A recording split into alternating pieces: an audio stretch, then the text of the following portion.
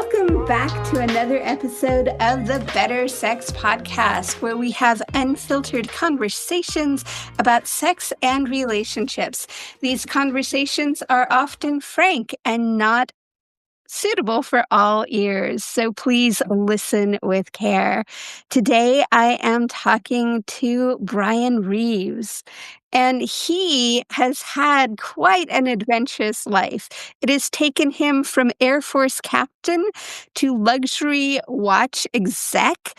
He's been on Oprah. He's had managed a spiritual band, gone on tour with people like Eckhart Tolle and Deepak Chopra. After heartbreak and pilgrimages through deserts, ashrams, and boardrooms, he discovered his true calling, which is to help people love better and live better. And I am so ridiculously excited to have this conversation with him. We are a new and exciting connection. We met at a conference talking about men. And a subject very near and dear to my heart and to yours as well. And so as we get started, I'd love to hear a little bit I had the big the data points on your journey, but how did you get here? Well, hi, Deborah. Nice to see you again. How did I get here? Oh my goodness. How did I get here? I love questions like that. Because there's a million different answers that I can give the poet in me wants to answer that question. I'm 51, and let's talk about what here even looks like. In this context. So I am a men's coach. I'm a relationship coach. I've been working with couples for the last coming up on 11, 12 years. And I've worked with women in a coaching capacity, but I've really been focusing on men for about the last 6 years. And, I'm married. My wife and I have been together. We're about to celebrate our 10-year anniversary this month. And as I said, I'm 51. And, throughout my 20s and 30s, despite being very educated, being a professional, I was a captain in the Air Force. I did a whole, you mentioned a lot of the highlights of some of the work that I did over the years and the people I worked with. Despite all of that, I sucked at relationships. It was terrible. I sucked. I had no idea what I was doing, but I didn't know that I didn't know what I was doing. I didn't know that. I thought I knew, as a lot of men probably do. And, but no, I sucked. I had no idea how to create emotional safety. I thought, look, as long as I don't cheat, I don't physically abuse, I don't name call, what's the problem? We're good. I come home at the end of the day. I'm a good person. What the hell else do you want from me? And that just it just never quite worked. That approach to relationship, which I call it the winging it approach. Just winging it, just making it up as we go. And it was really in my late 30s, after just yet another devastating relationship implosion, I just made a choice. I refuse to suck at love for the rest of my life. I just can't. This can't be how this goes. And it was my late 30s, and that's when somebody handed me a book by David Data, Way of the Superior Man. That's a lot of men, especially, that's sort of their ticket into the world of let's just say conscious sexuality. And that was 15 years ago, and it's been an incredible journey ever since. I started studying with all kinds of teachers like David Data, Michaela Boehm, Allison Armstrong, who was also at the conference. On the backs of also learning, and in some cases working with spiritual teachers like Byron Katie, Neil Donald Walsh, Marianne Williamson. So, spirituality and relationship training really came together, and yeah, I mean, that was 15 years ago, and now here we are. That's how I got here. That's a long answer, but it could have been longer, Deborah. I'm sure I could There's have. a lot I'm more. sure I There's so could many have. more. Yeah. You have had a really interesting life. Thank you. And I really appreciate that it has brought you to this place of curiosity around relationships, around spirituality, around how to be a better man. Hmm. And I'm curious, you mentioned David Data as a starting Mm, point. mhm, And I think that, for somebody, it's really easy to start and finish with David mm, Data. totally, yeah. And I'm curious, like, what would you Mm. add? What more have you found? Yeah, it's a great question, and I think you're right. I notice, a lot of people that's a great way of putting it, can start and end with David Data, and and the way that I see that is, and you see this on social media a lot, there's a lot of very oversimplification of complex human relationships into masculine and feminine, and if you're a man, this is what masculinity looks like, and breathe into your balls and hold your spine erect, and it's just to be able to withstand the emotional storm, and that's sexy, and that's what a man should offer, right? Mhm. Relentlessly. Relentlessly, yes.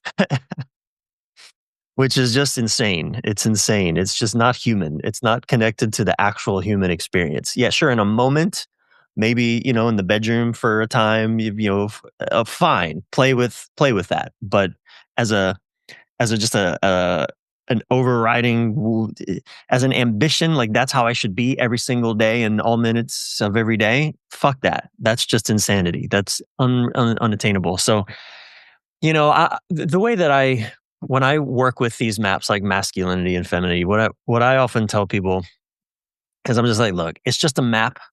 Don't confuse the map with the actual terrain. It's just a map. Just like in the same way you're looking at a mountain, there's 20 different maps, probably more, that you can look at to describe that same mountain. There's the topographical map, there's the street map, there's the elevation map, there's the heat map, there's the vegetation map. Like there's all kinds of maps. Not a one of them can completely describe that mountain, but Mhm, each of them can be useful in mhm, helping us navigate that mountain in the same way, with the masculine and feminine David Data polarity map. Sometimes it's not helpful. Sometimes we want to look at the attachment theory map, right? mhm, I've worked with couples where we started down the masculine feminine polarity route, and it's like, no, this actually isn't serving them at all. This is not helpful. We switched over to working with like attachment styles, for example, or I mean, there's just, don't confuse the map with the terrain. I think it, it's like a tool in my tool belt. It doesn't work for every situation. It only mhm. works for some distinctions, some practices. So anyway, that's what do you think about that, Deborah? I agree 100%. I feel like, we are given this idea that this is who we are. Yeah. And the reality is we all have masculine, feminine energy. Mm-hmm. We all have, strengths and weaknesses. And where I feel like they really fall down is that when, you know, when when we look at that map and say this is the only way to be, and we're trying to fit ourselves into a box that doesn't work. And I know, like, in my own relationship, for instance, I love putting IKEA furniture together, right? It's a puzzle, it's Mm-hmm. fun, right? Hmm. But Yeah. Yeah. traditionally, that might fit under the masculine Right. Yeah. role, Ordering chaos. right? And my partner, just that is, like, his idea of, Mm-hmm. Mm. of hell, like, Mm. and so, I should be the one to do the IKEA furniture because it's fun for me, it's in my flow, it's in my genius. It's not Yeah. his, Right. right? And and what I think really works about relationships is when we can actually notice, like, "Oh, this is my strength. This is your strength. How do we bring them together?" Right? And how do we follow each other? Another really common thing I've been seeing a lot lately is this idea that, men need to lead and women need to follow. Mm, And I know that you did some writing about that, and I'm curious, particularly because you have a solid background in what leadership is. I'm wondering yeah, if you can talk about leadership and yeah, self leadership and relational leadership. yeah, yeah, yeah. That's quite a fascinating notion, isn't it? That a man should lead and a woman should follow.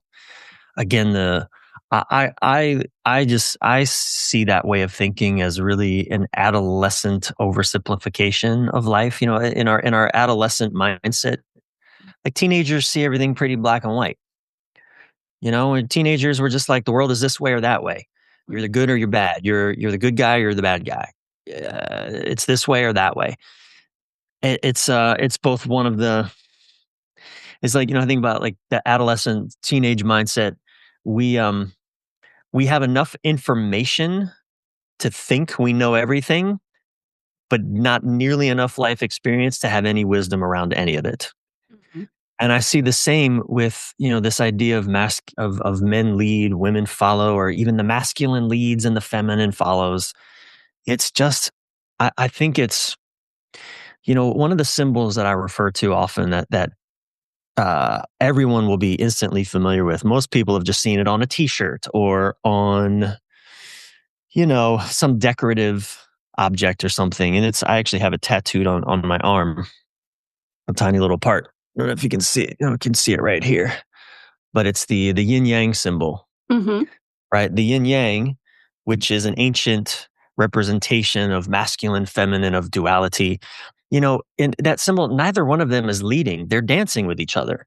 It's not like the darker or lighter yin side is surrendering to the strength of the black masculine side, and no, it's a dance. It's a fluid dance, and inside the masculine is a bit of feminine, inside the feminine is a bit of masculine, and they're just, they take equal parts of the wheel. And I think the healthiest relationships learn how to do that dance. They learn how to actually share power, mhm, share leadership. There are some areas that my wife is far more trustable in her decision making than I am. mhm, I'll give you an example. We have a dog, and I tend to do what a lot of men do, which is minimize any health concerns that might come up for the dog. mhm, She has a thorn in her paw. I figure, well, look, it'll come out in a couple days. It'll be fine. Meanwhile, it's swollen. The skin is growing over it. It's probably getting infected. And I'm just like, just rub a little dirt on it. She'll be fine. She'll chew it out. And my wife is like, "You're nuts, boy. She doesn't say boy, but I just mean playfully, you're nuts, guy. mhm, If we do that, the dog's probably going to have to get her foot cut off." mm, Now, maybe neither one of those are true. The truth might be somewhere in the middle. But the point is, in the domain of the dog's health, my mhm, wife is far more trustable. It's more likely that the dog will live if she leads the decisions about when we take it to the vet, for example, mhm, then I will. I'm far more likely to minimize, if the dog is throwing up a lot. mhm, Again, my tendency is to want to say, let's wait a day to see how it goes. So look, our vet bills might be higher, but our dog's healthier mhm, because not I let, but my wife and I have agreed that she leads in that department. She leads when it comes to what do we do with the dog's health, right? When the health is concerned. And that's as it should be. It's good for our dog. It's good for us. It's good for, right? And so I think this idea of, I think every couple just has to find their own way with all the complexities of life. And I think um, I think that again, the healthiest couples, it's not one person leads and the other just follows. It's two adults are collaborating to lead their lives together. And sometimes that does look like maybe one person having more weight on a decision than the other, right? But I think that again, healthy couples take each situation on its own merits and values and needs, and can have an honest conversation about whose leadership might be more helpful here. I mean, that's, the simplicity of it. Got it. Thank you. And I really appreciate the example of um, it, what I would say is, her proactiveness, and you're kind of like, oh well, let's just wait a Yeah. second. Because I Yeah. notice I certainly have that with my partner. It's like, and sometimes he's right. Sometimes we do just need to let it. Yeah. Hmm. But as you said, having that connection and having those being able to have those conversations. So I know that the world is in a very interesting place right now, and there's just a lot going on. Um, and I'm curious, one of the things that came up at the conference, and one of the things that I've noticed in your writing is the connection to emotion Mm, and the ability to be able to work through the hard ones, the anger, the grief, the mm. frustration. And I'd love to hear a little bit about what you're thinking about in terms of those hard emotions at this point in time. Well, I think about something Terry Real said, that the original wound in men is disconnection. Mm, The original wound in women is disempowerment, right? Little girls told you're not as good as boys, you can't do what boys can do, mhm, right? Disempowerment. Whereas for little boys, it's don't cry, don't act like a girl. right. And so, I mean, we get that message in a million ways. And also when we enter into adolescence, like testosterone, our hormones, our hormonal makeup shifts such that it tends to minimize our feelings. It puts us into more of a, as a narrowed focus. And we just learn though to override what our body is telling us, what we're feeling in our bodies. Um, and then we enter into adult relationships, intimate relationships, in which if you're not feeling anything or you're bypassing your feelings, the disconnect between two adults, when just one of them is disconnected from their own bodies or bypassing their feelings. I mean, as a feeling, I presume an emotionally connected woman, that's incredibly painful to Mm, be around. mhm, And so, I regularly work with men, and this was my story coming out of, I was in a fraternity in college. I was in the military for 10 years. I mean, I was so disconnected from what I was feeling, from my body, and I grew up with certain traumas in my, as everybody does, certain um, overwhelming experiences and abandonments, and had no connection to expressing those, to working with those when they might get triggered in a new relationship, for example. mhm, So what would happen is I would either just shut down emotionally, and I really lived in a shutdown state until I couldn't take it anymore, and then I would explode. right. And so, I work with a lot of men that have had a similar journey, although, a lot of men either live in the permanent shutdown state.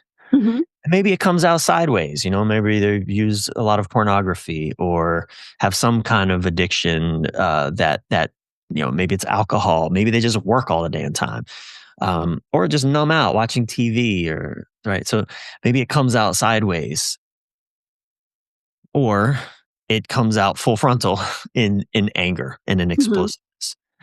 And so a lot of what I do in my work with men initially is just help them first start to get connected to what's going on in their body in the moment, start to bring their awareness into the body.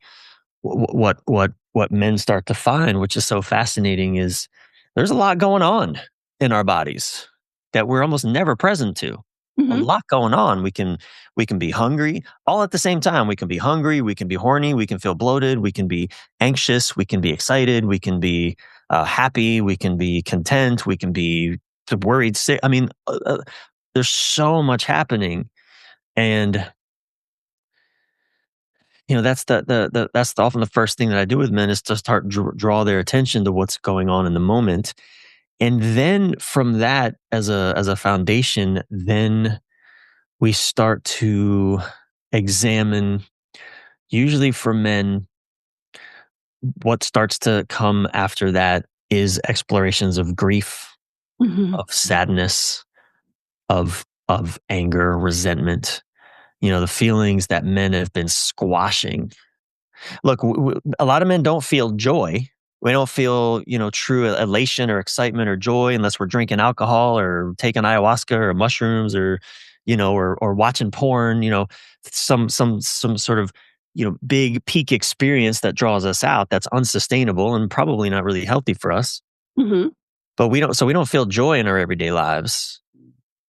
But in a weird way, what we don't well what I should say is what we don't realize is that one of the reasons we don't feel a lot of joy is because we're not feeling our anger, we're not feeling our resentment, we're not present to the anchors that are keeping us down in these ways.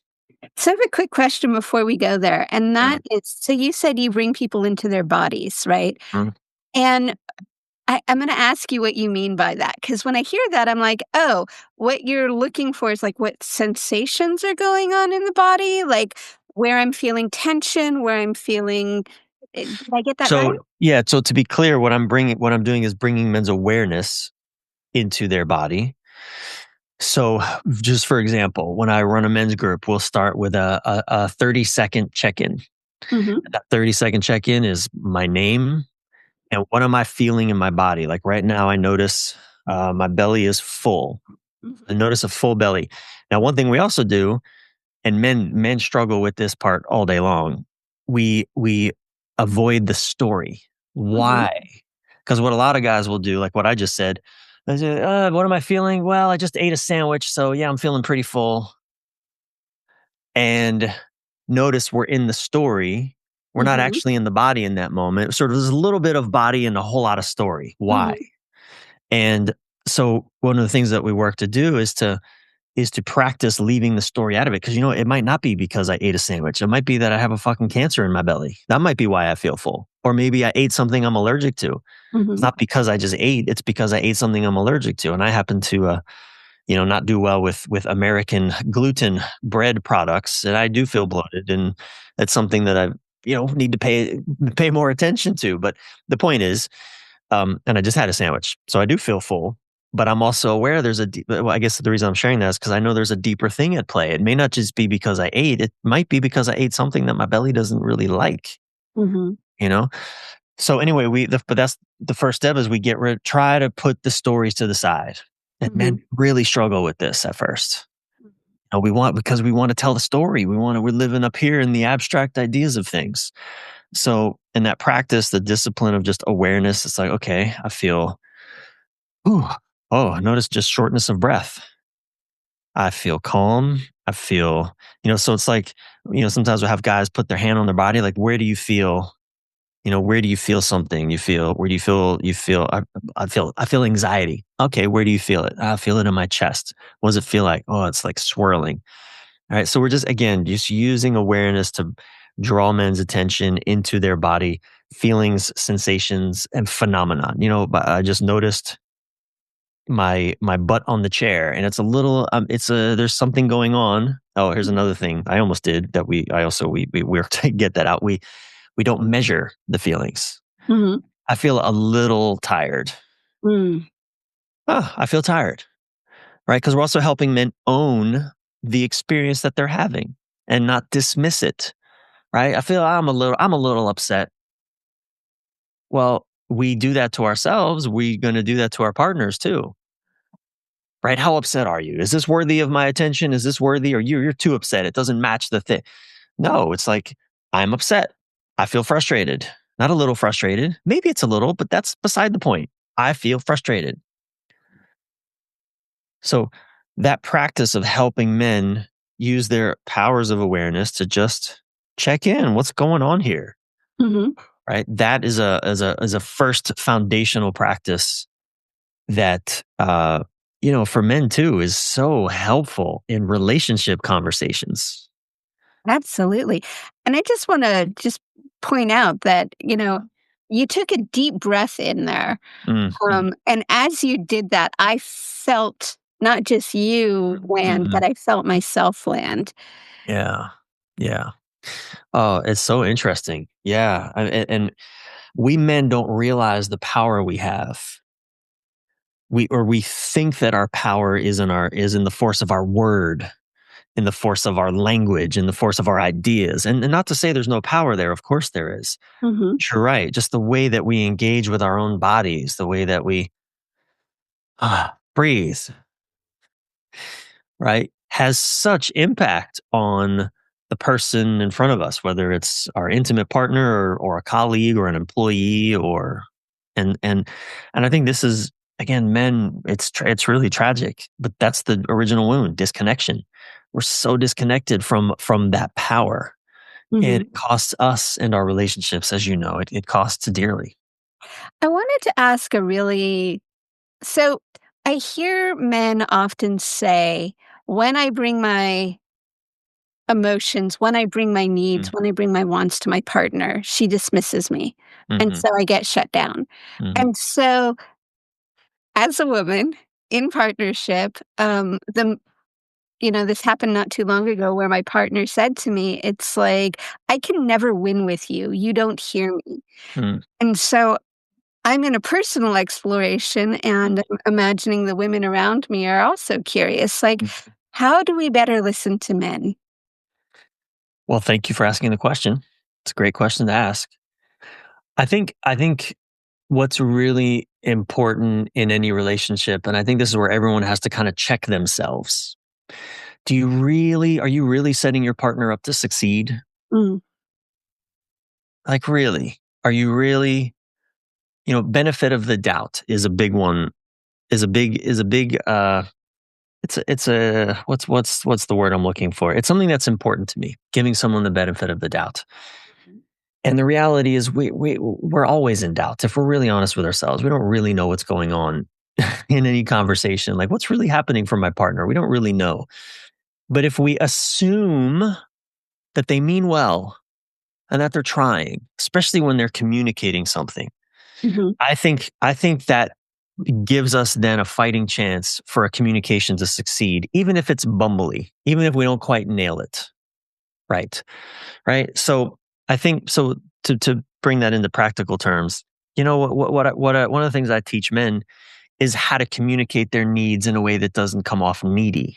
mhm, I think that's important, right? In a way, in other words, how to communicate needs, desires, sensitivities, insecurities, whatever's going on, as an adult, right? In a way that doesn't mother my partner, mhm, doesn't put my partner in the mother role. Like you need to take care of me because I'm a helpless child, right? mhm. And by the way, vice versa. I mean, it serves women to learn how to also right, communicate their needs in ways that don't just come off needy.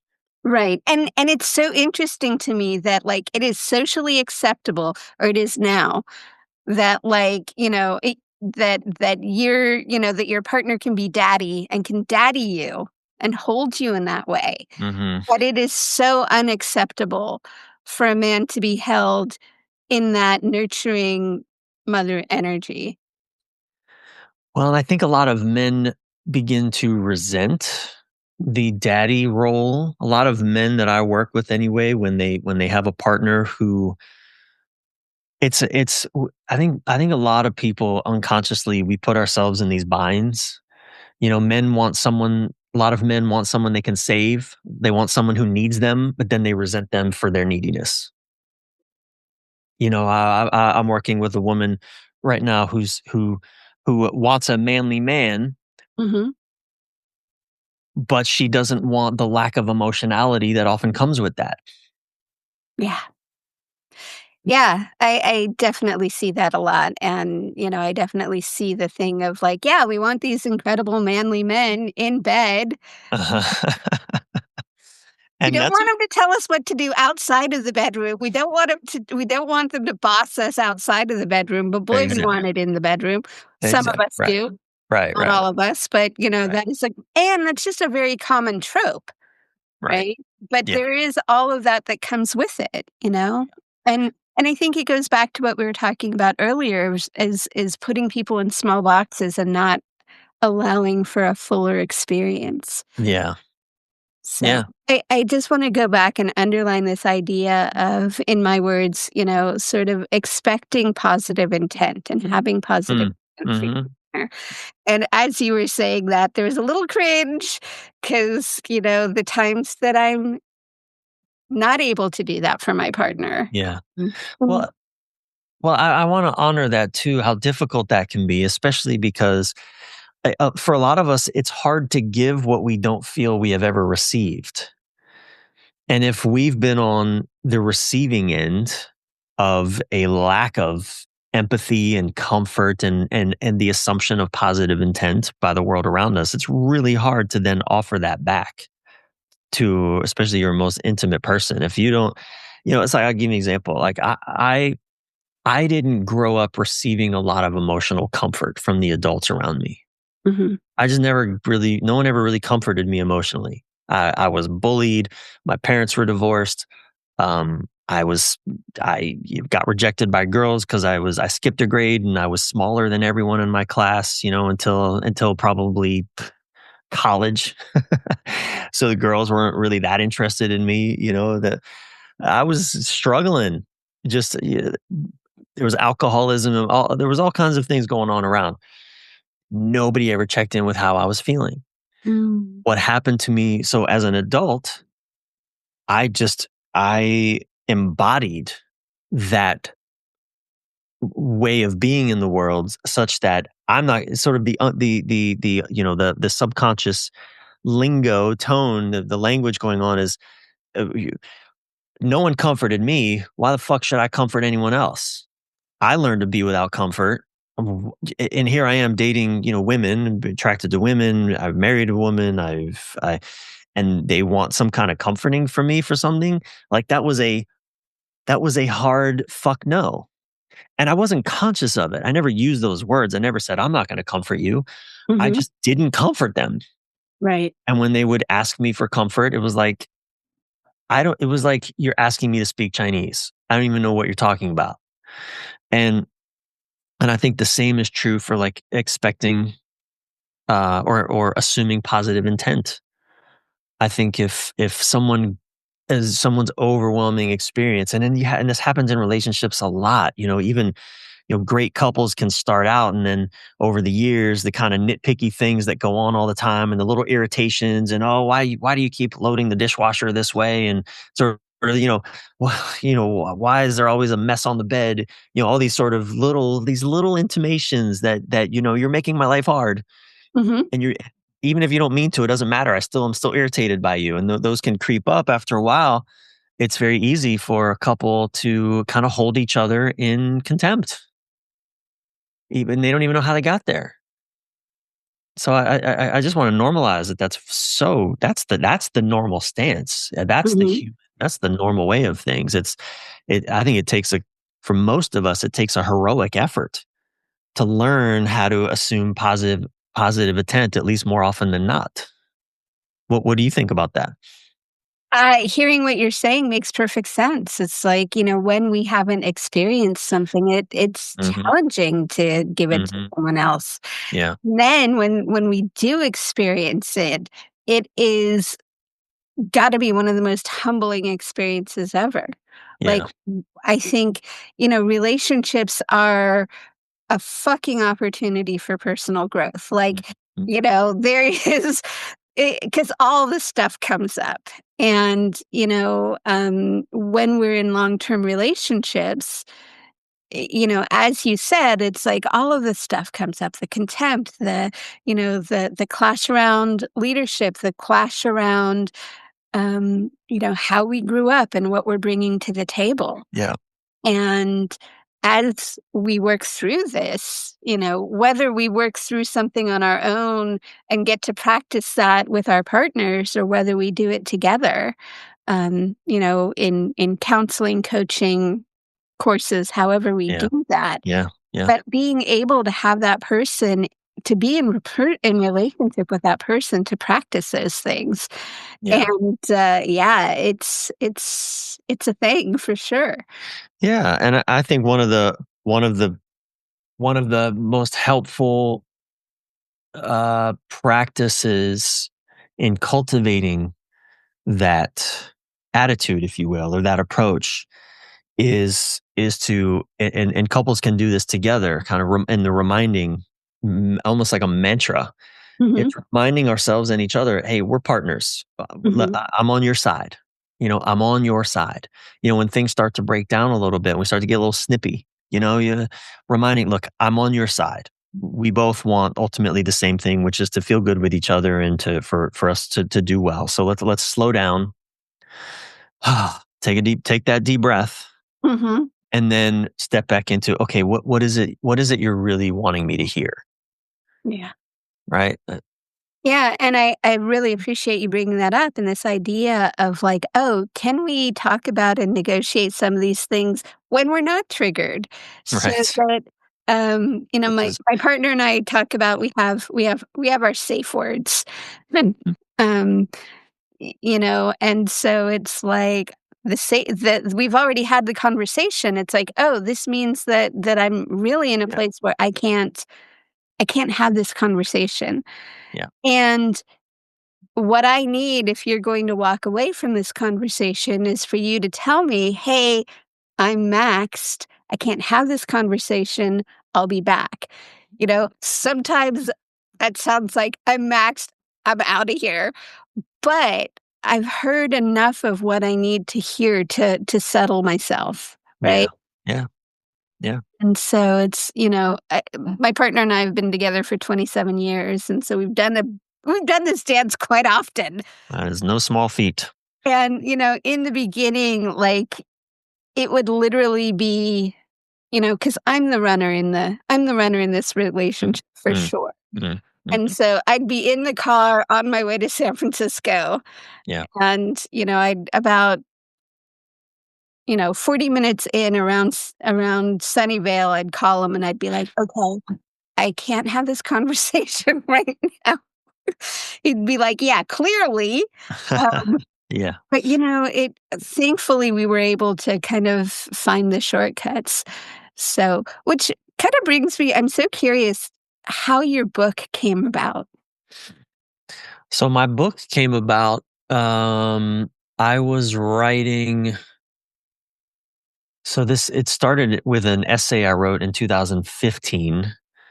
The title of it was Choose Her Every Day or Leave Her. Mhm, I was blogging and writing a lot at that time, and for outlets like the Daily Love, the Good Men Project, Elephant Journal, um, and I was, my blogs on relationships and men in relationships. I mean, I was in my late 30s, I guess. mhm, Yeah, I was in my late 30s. That sounds about right. Maybe early 40s even, and I was just writing about everything I was learning about relationships. And I had already been studying for the last 5 or 6 years, the actual relationship skills and practices and how to how to do relationship coaching and work with couples. And I was just writing about everything that I was learning and experiencing. And it was early in my journey of working with couples. And so I mhm, was making up new observations, because it's one thing to look at my own relationship experience. It's a whole other thing to then work with other couples and see just there are patterns that many, many, many couples share. mhm, And then there are unique situations that are unique to a couple, right? No two couples are like snowflakes. No two mhm, couples are the same. Um, and so I was just writing and writing and writing, and that ultimately became my book, Choose Her Every Day or Leave Her. And it's really an anthology, that book of teaching stories, of insights and practices that, the feedback I've gotten from people is they really appreciate that the chapters are short, and they're you can kind of, pick up and read anywhere in the book. You don't have to read it front to back. And, especially a lot of men, I started it, the very first chapter. The title is, No One Ever Taught Me How to Be a Man.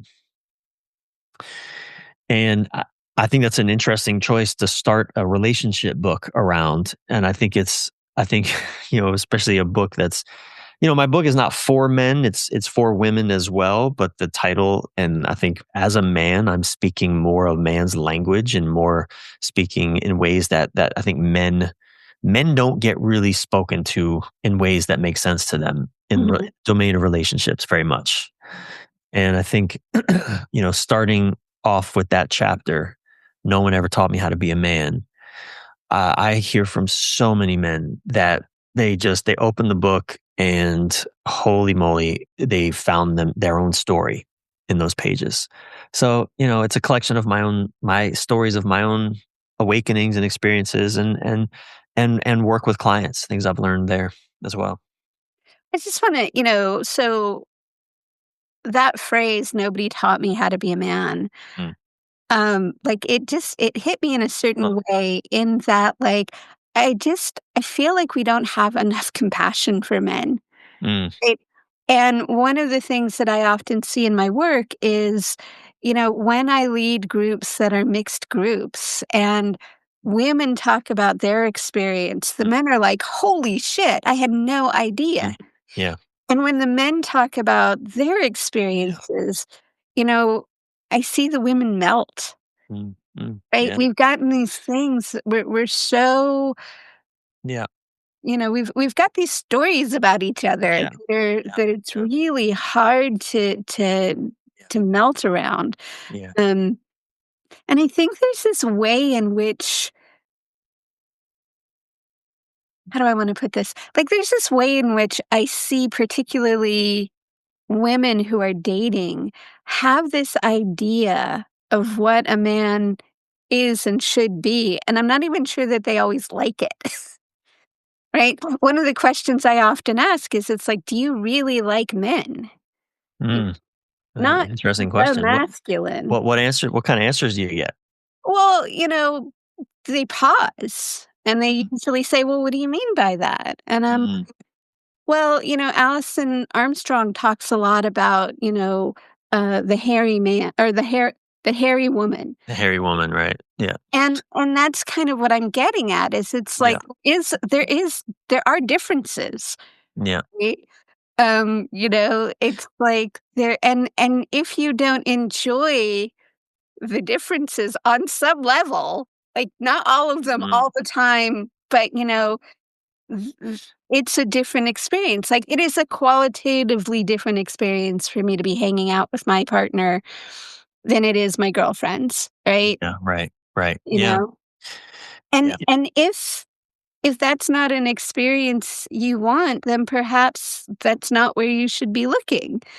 Just like I often will, kind of have that same conversation with men about women, sort of I don't know what the other version of that is, the non-hairy guys. Um, you know, I forget what Allison says. Yeah. I know you're pointing to that reference she makes that women think men are just hairy women and and badly behaved hairy women. Right. I can't remember how she says that. The way that I say it, it's a little different. Same thing is men think that women are dysfunctional versions of men, Mhm. and women think that men are dysfunctional versions of women. Right. And we're not. We're not dysfunctional versions of each other. We're unique creatures in and of our own selves. Yeah, Yeah. absolutely. Yeah. Like, and having that appreciation. Right. Yeah. Right. But learning to not just I actually did a Substack this morning about men learning only to tolerate women, Mm, and that's what we're taught. We're taught ultimately the best you can ever hope for is to tolerate a woman. Because women are crazy, women are impossible. The feminine is irrational. It's a burden on your resources. She's a constraint on your freedom. Even if we don't use that language, that's the story we're sold. And that's the challenge that I give in that that Substack post is to men, is to confront, to acknowledge, look at the stories you've been taught about women. How do you hold women in your consciousness? What Mhm. stories do you tell about women? And if you're in a relationship, the practice that I suggest is take the next 7 days, and the parts of your wife that irritate you, and I'm not talking about if she's abusive towards you in any way, just learn to love that. But I'm talking Mhm. about maybe there's a certain anxiety that she has. Maybe there's a certain sort of story she's telling herself about the world or her work or whatever, something, whatever it is maybe it's the way she loads the dishwasher, for example, right? That's a classic one because I have rarely found a couple that they both load the dishwasher in a way that works for each other. I'm particularly cracking up because, the dishwasher conversation is sort of our safe word for, "Are you available to have a hard conversation?" Oh, that's a dishwasher conversation? That's a dishwasher That's conversation. hilarious. That's really funny. And so, the challenge I offer is to, for obviously it's not always this way. Sometimes women are far more organized and better at loading the dishwasher, and men suck. It's notice the bias I just said. I said sometimes women are more organized and sometimes men suck. What Mhm. does that tell you about how I organize, how I do the dishwasher? Did you catch that? I I I did catch that, and I was wondering about that. Well, clearly I'm the organized dishwasher loader because anything other than that sucks in my storytelling of it. Mhm. And so, my wife tends to be the chaos one. Just throw them in there and it drives me nuts. Um, Mhm. but it's also symbolic of the things I love most about her. Her kind of she has this beautiful, just wild energy that I've always been drawn to, and it happens to show up in the dishwasher sometimes. So, again, this, how can I turn tolerance into, mere tolerance at best? How can I relax into appreciation, Mm. right? Into the appreciation of her different way of doing things, of her different way of, I mean, the reality is, I don't really think our lives are that different by the way she loads the dishwasher or I do. Like in the big sum of things, Deborah, I don't really think it makes a fucking difference. No, and you can always run it again. You can always run it again. The planet isn't going to run out of water because my wife and I don't load the dishwasher the same. But as you talk about this idea of turning from tolerance into something that you can celebrate, that is just such a important and, uh, gold there, looking to those places. Yeah. Um Yeah. And to your point where we're coming from is I think it's really important that, and I think the same is true in same sex relationships. We're talking kind of a heterosexual context, but I think any two people or three, if you're in a throuple, but Mhm, any people coming together in intimacy, you're different people. You're different. You come from different, even if you come from the same town in the same country, you come from different family systems, different cultures. Language can still mean different things. The way love is shown can be different between people, is different between people. Shown like there's so many differences that every couple is going to have to deal with. Um, I love that statistic from the Gottmans. 69% of relationship differences are unresolvable. mm, Like they're never going away. right. You're more different than you are the same in that context, right? In terms of the problems, in terms of the challenges, meaning it's not just that you're more different, you're more irreconcilably different. And I'll often tell couples it's not the differences between you causing problems. It's you're constantly trying to make the differences go away that's Mhm, causing problems. mm, mhm. That's a huge realization for a couple to be able to have. because it can change everything. It can reorient you away from thinking we have to resolve our differences in order for this relationship to succeed. No, you don't. No, you don't. And you're not going to anyway. For most of them, no. What you do have to do to succeed, though, is learn how to hold those differences in a way that it feels supportive to both of you. Hmm. Ah, so good. So good. Well, I hope uh, this feels like the beginning of a whole nother conversation. So I'm going to pause us right there because I could Perfect. tell it's Yeah. a good one. But for somebody listening to us, if there's one thing you want them to walk away with, what might Mm. that be? Give up the myth of perfection, the myth of the perfect partner, the myth that relationship a good relationship is one in which there's no conflict, no disagreement, no messiness. That doesn't exist. Not in a real relationship. Mhm. So, let things be messy. Be willing for things to get to be messy. Early in my writing journey, one of my slogans this was years ago, was life is messy. Stop trying to not get it all over you. That's where a relationship is messy. Get it all over you. Have fun with it. Let it be a mess. It's like the Greeks invented both tragedy and comedy in their Mhm. theme. Well, that's relationship. It is both it is a tragedy, so let's laugh at it. Let's let it be a comedy. It's a tragedy that we are not going to resolve most of our differences. That on some level does kind of suck. And let's learn to laugh at it because that's how it is. And we suffer for not being able to laugh at the tragedy of it all. That's Sylvie and I, we saw this movie. It was a Jennifer Aniston movie. It wasn't a very good one, but it's with that old. She plays someone who's in a marriage. Her and her husband are squabbling all the time, and they go to live on a farm or a ranch or something. And there's like I forget that cowboy actor with the hat. He always plays the same cowboy. He's got the big the white handlebar mustaches. Melly? Sam Elliott, that's him. And there's a scene towards the end where he walks in on them and they're squabbling. And he's an old timer and he's been married for forever. He's sort of like the old elder, but he's also like a no bullshit cowboy kind of thing. Mhm. And he walks in, he sees them arguing. He's like, "You two just cut it out. Don't you know marriage makes no goddamn sense?" Right? He just like, it doesn't make any sense anyway. It's not supposed to make sense. Mhm. And my wife and I just looked at each other and laughed.